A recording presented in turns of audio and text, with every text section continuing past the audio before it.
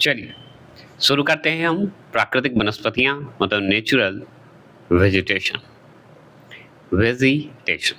तो चलिए पहला सवाल है कि भारत में सर्वाधिक बृहद क्षेत्र में किस प्रकार के वन पाए जाते हैं, मतलब बड़े रूप से सबसे अधिक क्षेत्र में भारत का। तो उष्णकटिबंधीय शुष्क पर्णपाती वन आपको मिलेगा भारत में सर्वाधिक रूप से।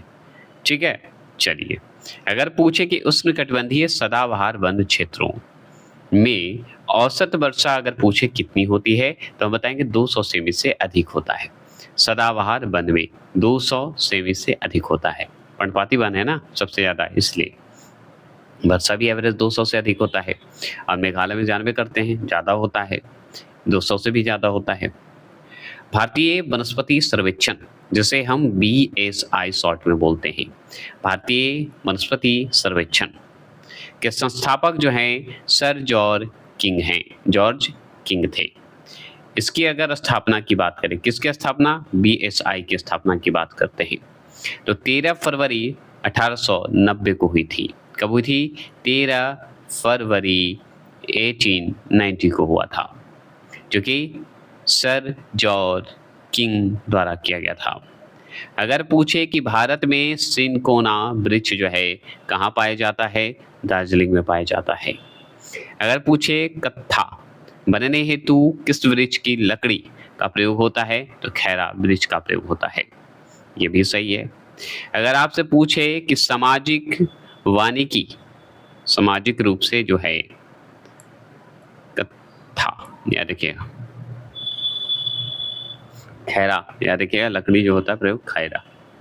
अगर पूछे कि सामाजिक वानिकी में प्रयुक्त जो है बहुउद्देशीय वृक्ष का उदाहरण जो है कौन सा है, खेजरी या खेजरी का वृक्ष है।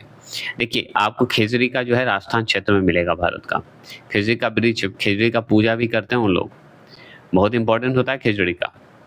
अगर बात करें भारत में वन संरक्षण अधिनियम जिसे फॉरेस्ट कंजर्वेशन एक्ट किस वर्ष पारित किया गया तो हम बताएंगे वर्ष 1980 में किया गया था, 1980 में किया गया था, 1980 में। 1980 में क्या किया गया, फॉरेस्ट कंजर्वेशन एक्ट पारित किया गया, वो भी कहाँ, भारत में। इसको हिंदी में अगर दे दे तो वन संरक्षण अधिनियम बोलेंगे।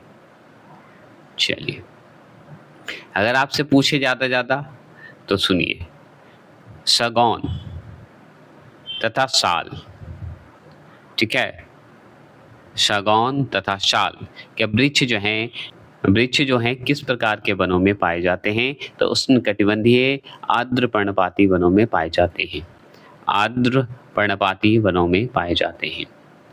अगर पूछे कि पश्चिमी हिमालय की शीतोष्ण पेटी में क्या होता है, देवदार वृक्ष का बहुल्य है, मतलब सबसे ज्यादा मात्रा में, बहुत मात्रा में है देवदार वृक्ष है। तो पश्चिमी हिमालय में जब जाइएगा तो पश्चिमी हिमालय का जो शीतोष्ण पेटी है, मतलब टेम्परेचर जिसे जोन कहते हैं, वहाँ पे जब जाइएगा ना तो देवदार का वृक्ष आपको मिलेगा। और हम लोग इधर देवदार को जानते हैं बरगद के रूप में जानते हैं, देवदार मतलब बर का पेड़ जैसा पत्ता ही होता है। चलिए और बात करते हैं, बांस की बात करते हैं जिसे हम बम्बू बोलते हैं। बम्बू की कौन सी प्रजाति जो है छत्तीसगढ़ में सर्वाधिक पाई जाती है तो लाठी बम्बू जो है बांस, क्या बोलते हैं, बम्बू या बांस बोलिए, पाई जाती है। बांस पता है घास के प्रजाति में आता है। चलिए देखिए, लंबी जड़ों और नुकीले कांटों अथवा सूल युक्त झाड़ियों और लघु वृक्ष जो वृक्षों वाले वन जो है समानता पाए जाते हैं तो ये सब जो है राजस्थान में मिलेगा। मतलब छोटा तो होगा ही, देखो नुकीला कांटेदार टाइप का निकलता है ना, लंबी जड़ होगी, जड़, लेकिन पौधा लंबाई के हिसाब से छोटा होगा। अगर बात करें कि संयुक्त राष्ट्र खाद्य एवं कृषि संगठन की नवीन रिपोर्ट के अनुसार वार्षिक स्तर पूछे कि वार्षिक स्तर पर वन क्षेत्रों में जो है सबसे ज्यादा वृद्धि में भारत को विश्व में कौन सा स्थान प्राप्त हुआ है तो 8वां स्थान प्राप्त हुआ है। कितना स्थान प्राप्त हुआ है, 8वां स्थान प्राप्त हुआ है, ये भी समझ गए। अब हम बात करते हैं भोजपत्र का। भोजपत्र का इस्तेमाल जो है एस्ट्रोलॉजर लोग ज़्यादा इस्तेमाल करते हैं, बहुत जगह पे भोजपत्र का, पहले तो भोजपत्र का ही इस्तेमाल होता था। तो भोजपत्र वृक्ष बोल दीजिए या भोज वृक्ष बोल दीजिए, कहाँ पाया जाता है तो हिमालय में पाया जाता है। ये हो गए। पलाश जो होते हैं, पलाश के वृक्ष को जंगल की आग भी कही जाती है, मतलब फ्लेम ऑफ द फॉरेस्ट भी कहा जाता है पलाश को। अगर आपसे पूछे कि भारत के किस राज्य में सागौन वन पाए जाते हैं या सागौन के वन पाए जाते हैं, तो मध्य प्रदेश में पाए जाते हैं। चलिए, बहुत इंपॉर्टेंट है। अगर पूछे कि समुद्र तल से सर्वाधिक ऊंचाई पर पाए जाने वाला वृक्ष कौन सा है, तो देवदार का वृक्ष है। चिपको आंदोलन के प्रेरणता मतलब मोटिवेशनल या जो बढ़ावा दिए, उनकी बात हो रही है, तो सुंदरलाल बहुगुणी थे। मुख्य भूमिका में सुंदरलाल बहुगुणी है। आपसे पूछेगा भारतीय वन सर्वेक्षण, जिसे हम FSI बोलते हैं, की स्थापना कब हुई थी, तो 1 जून 1981 को हुआ था, 1981 को हुआ था। ठीक है, ये भी हो गया।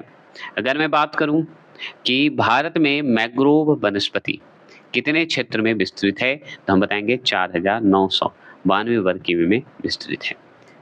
ठीक है, और ये 2021 के अनुसार है, 4992, मतलब 4992 वर्ग किमी में है। अगर पूछ दे, याद रखिएगा एक्ट कब आया था, तो बताइएगा 1980 में। कौन सा एक्ट? भारतीय वन सर्वेक्षण एक्ट।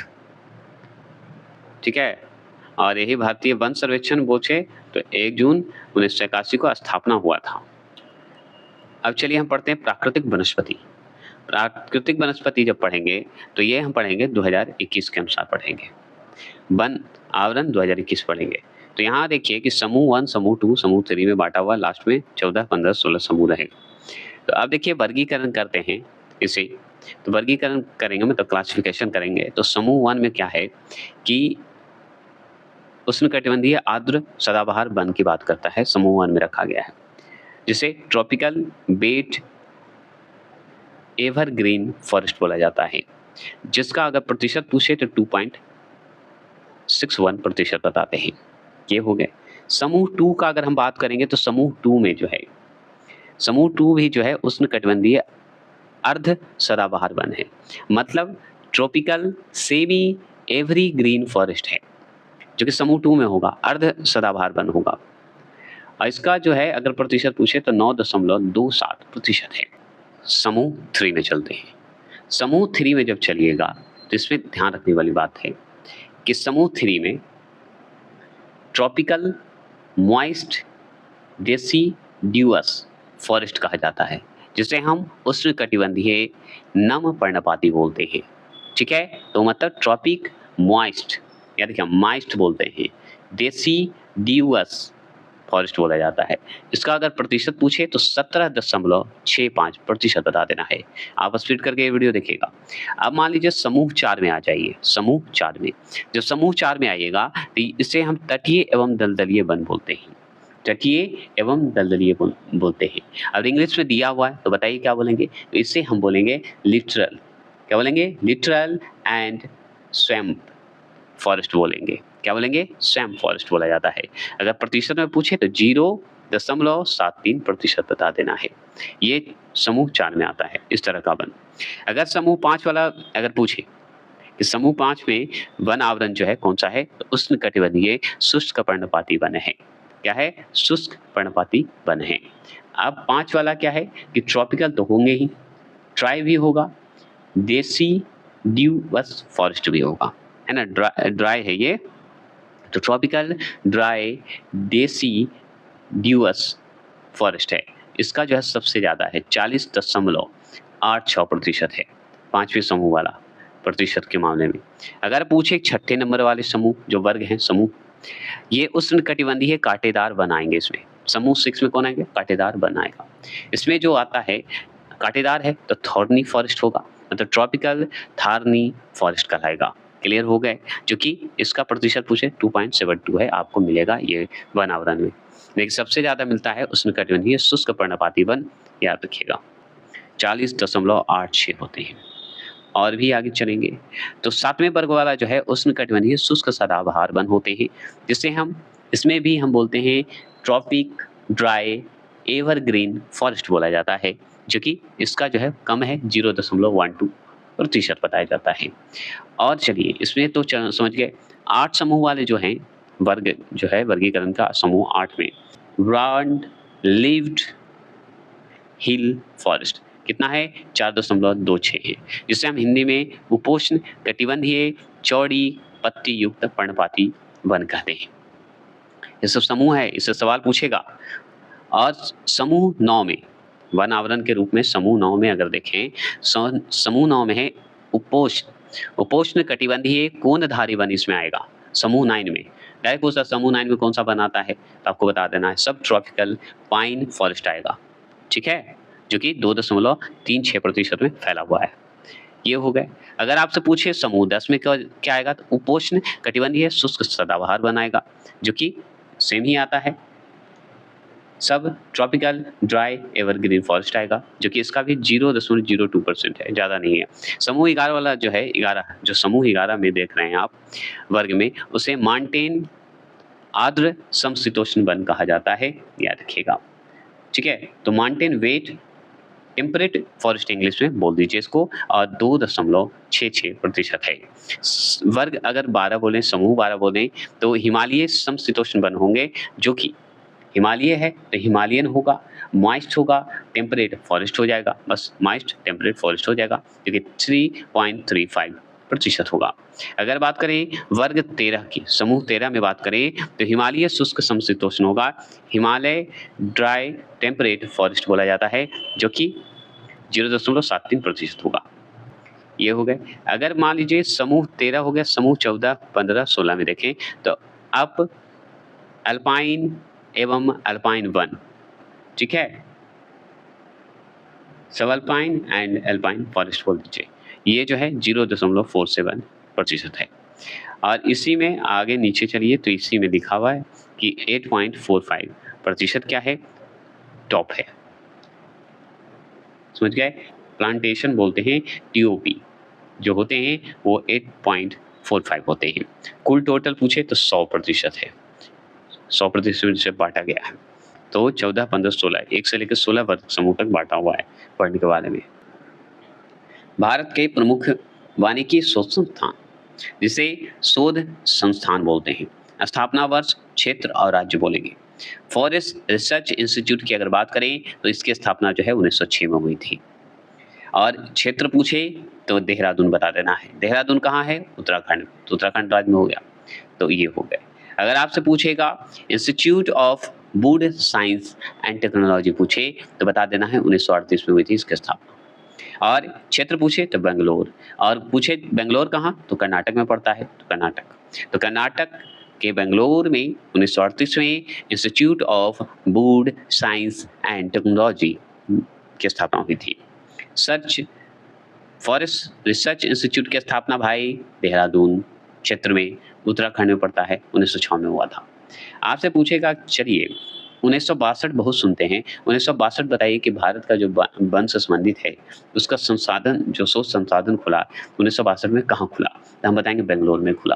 बेंगलोर में कहाँ, तो बेंगलोर कहाँ है, मतलब कर्नाटक के बेंगलोर में खुला, तो कर्नाटक के बेंगलोर में खुला है। और कौन सा खुला है तो हम बताएंगे Indian plywood industries research and training institute खुला है।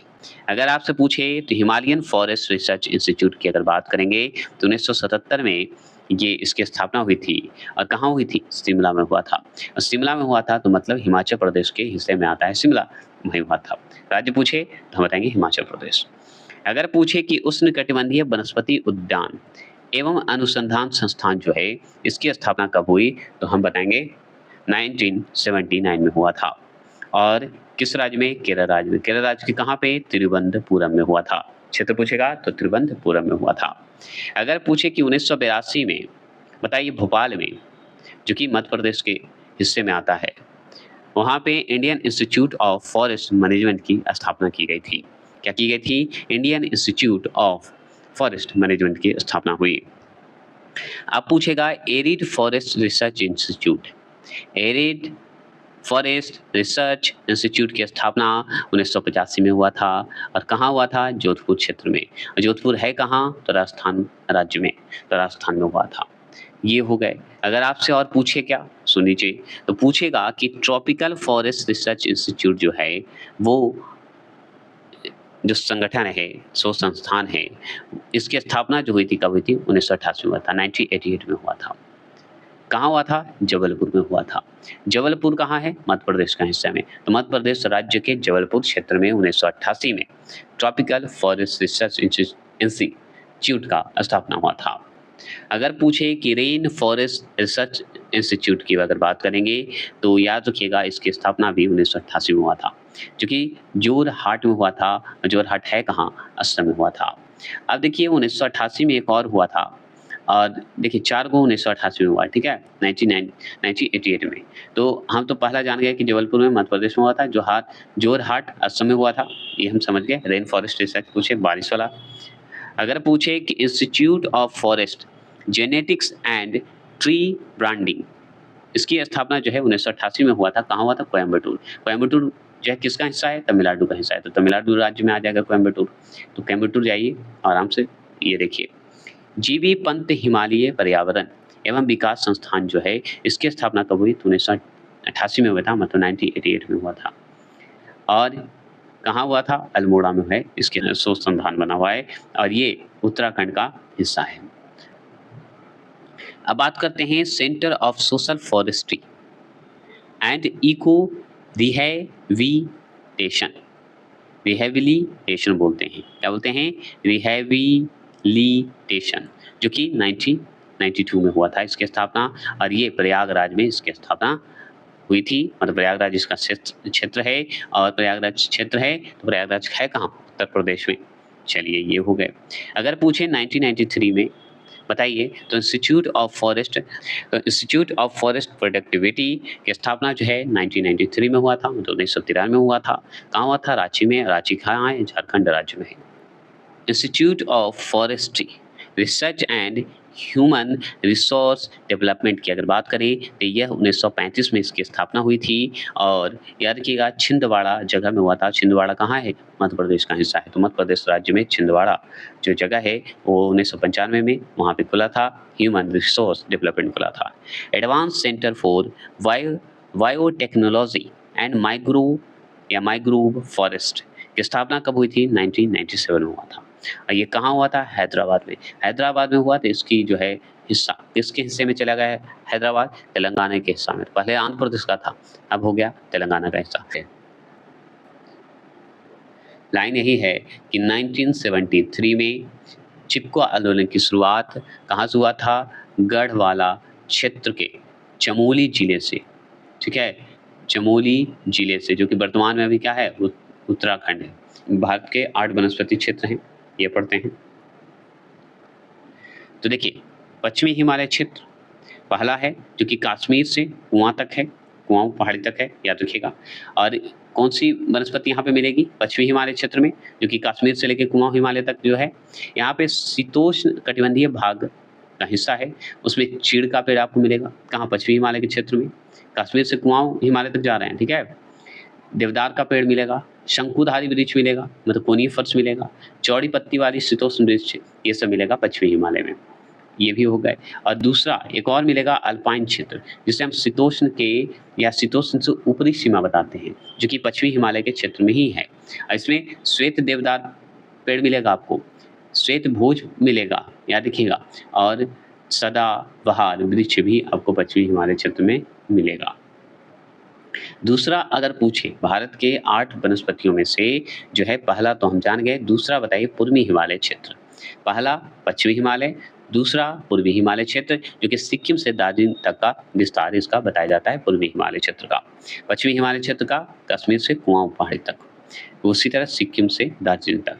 और यहाँ पे क्या है? शीतोष्ण क्षेत्र है, और शीतोष्ण क्षेत्र होने के कारण यहाँ पे ओक मिलेगा, जायफल मिलेगा, ड्यूफल मिलेगा। बड़े फूलों की अगर बात करें, बड़े मिलेंगे, फूलों वाले सदाबहार वृक्ष मिलेंगे, और छोटे बेत के जंगल पाए जाते हैं, ठीक है। छोटी सी बेत के जंगल भी पाई जाएगी पूर्वी हिमालय में। अगर पूछे कि असम क्षेत्र तीसरा नंबर का जो है वर्ग में, अगर देखें वनस्पति वर्ग में, तो तीसरे नंबर पे, 8 में से तीसरे नंबर पे जो है असम क्षेत्र है। इसका विस्तार ब्रह्मपुत्रा व सुरमा घाटियों तक इसका विस्तार किया गया है असम क्षेत्र का। असम क्षेत्र जो है इसमें सदाबहार वन और बीच-बीच में घने बाँसों और लंबी घासों की जो है झुरमुट मिलती है। अब हम चलते हैं चौथे नंबर का सिंधु मैदानी क्षेत्र। सिंधु मैदानी क्षेत्र जो है पंजाब, पश्चिम राजस्थान और उत्तरी गुजरात के मैदान को कहते हैं। वहाँ तक ये फैला हुआ है सिंधु का मैदानी क्षेत्र। यह क्षेत्र जो है शुष्क व गर्म है। शुष्क भी है, गर्म भी है। इसमें कटीले वन व झाड़ियाँ मिलेगी आपको, सिंधु मैदानी क्षेत्र में मिलेगा। अगर मैं बात करूँ 5वें नंबर का जो है वनस्पति में, 8 वनस्पतियों में 5वें नंबर का है गंगा की मैदानी क्षेत्र, जो कि कछारी मैदान कहलाता है। और कछारी मैदान को एक और नाम से हम पढ़ाए हैं मृदा में, बताइए उसे क्या कहते हैं? इसमें जो है गेहूँ, चावल, गन्ना की खेती आपको मिलती है। ठीक है? ठीक है। दक्कन क्षेत्र जो है छठा वनस्पति 8 में से छठा नंबर पे दक्कन क्षेत्र है। इसमें भारतीय प्रायद्वीप समग्र भूमि सब आ जाएगा। भारत का जो प्रायद्वीपीय समग्र भूमि है, वो सब आ जाएगा दक्कन क्षेत्र में। इसमें जो है पतझड़ वाले वृक्षों के जंगलों से लेकर तरह-तरह की जंगली झाड़ियाँ जो है या झाड़ियों के वन हैं, ये हो गए।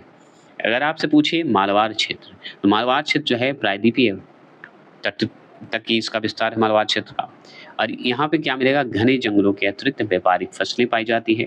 नारियल मिलेगा, सुपारी मिलेगा, काली मिर्च मिलेगा, काफ़ी, चाय मिलेगा, रबड़ मिलेगा, काजू, ये सब जो चीज़ें मालवारी क्षेत्र में ही मिलेगा। जितने भी मसाला हो गए, जितना भी आप कॉफ़ी हो गया, नारियल हो गया, सब मिलेगा इसी में। अंडमान क्षेत्र में जो 8वें नंबर का वनस्पति क्षेत्र है और अंतिम है, तो ये अंडमान द्वीप तक ही आपको विस्तृत मिलेगा। इसमें जो है सदाबहार, सदाबहार, कच्छ वनस्पति, ठीक है, समुद्र तटीय व अल्पाई जंगलों की अधिकता होती है। तो ये सब जो है आपके 8 प्रकार के वनस्पति वन हैं। याद रखिएगा सदाबहार व अर्ध सदाबहार, कच्छ वनस्पति,